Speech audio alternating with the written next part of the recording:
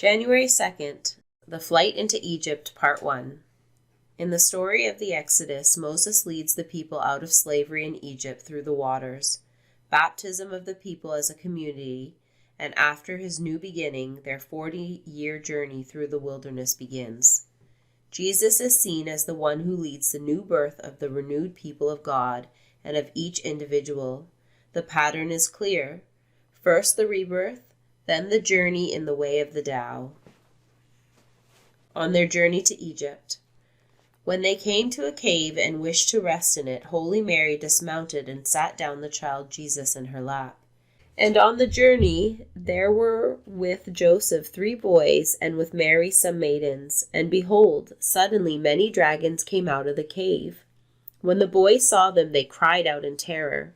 When Jesus got down from his mother's lap and stood on his feet before the dragons, thereupon they worshipped Jesus, and then went back from them.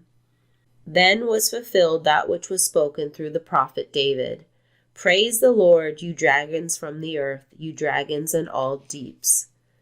And the child Jesus himself went before the dragons and commanded them not to harm anyone. But Mary and Joseph had great fear lest the child should be hurt by the dragons. And Jesus said to them, Have no fear, and do not think that I am a child. For I have always been, and even now am perfect. All wild beasts must be docile before me. Likewise, lions and leopards worshipped him and accompanied them in the desert. Whenever Joseph and Holy Mary went, they went before them, showing them the way and lowering their heads in worship. They showed their servitude by wagging their tails, and honored him with great reverence. But when Mary saw the lions and leopards and all kinds of wild beasts surrounding them, she was at first gripped by violent fear.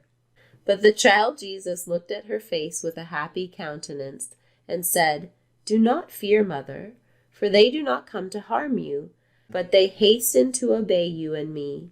With these words he removed all fear from her heart, and the lions went along with them, and with the oxen and asses, and the beasts of burden which carried what they needed, and they harmed no one, although they remained with them.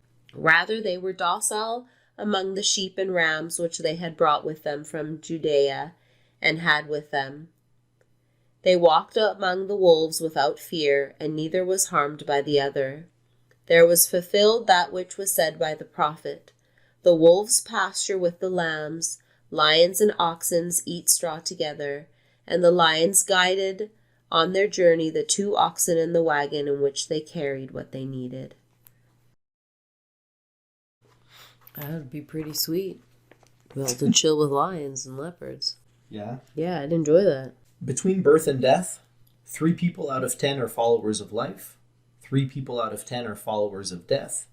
And people who are just passing from birth to death also number 3 out of 10. Why is this so? Because they clutch to life and cling to this passing world. But there is 1 out of 10, they say, so sure of life that tigers and wild bulls keep clear. Weapons turn from him on the battlefield. Rhinoceroses have no place to horn him. Tigers find no place for claws, and soldiers have no place to thrust their blades. Why is this so? Because he dwells in that place where death cannot enter. Realize your essence, and you will witness the end without ending. Wow. Boom! Talking about the same thing. Mm-hmm. Talking about the same thing. Woo! That's crazy shit. So Christ is the essence.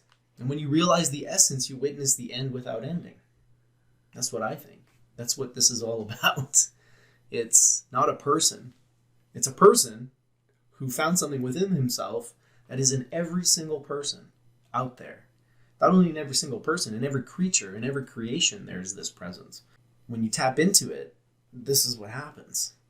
Not perhaps literally, right? Maybe these animals are, again, aspects of the psyche, because this is all happening inside of us, right? And so the wild parts of us, the animalistic parts of us, when we awaken the Christ within, they become docile.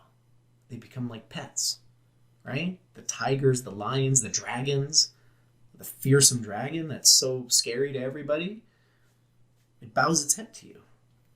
So I think maybe that's even more indicative of what's being described here, is that the animalistic parts within yourself become docile when you awaken this child, this Christ consciousness within yourself. I'm glad. I was thinking more externally, which is I think where our minds typically go to, like, oh yeah, I want to chill with real life lions, but that makes a lot more sense.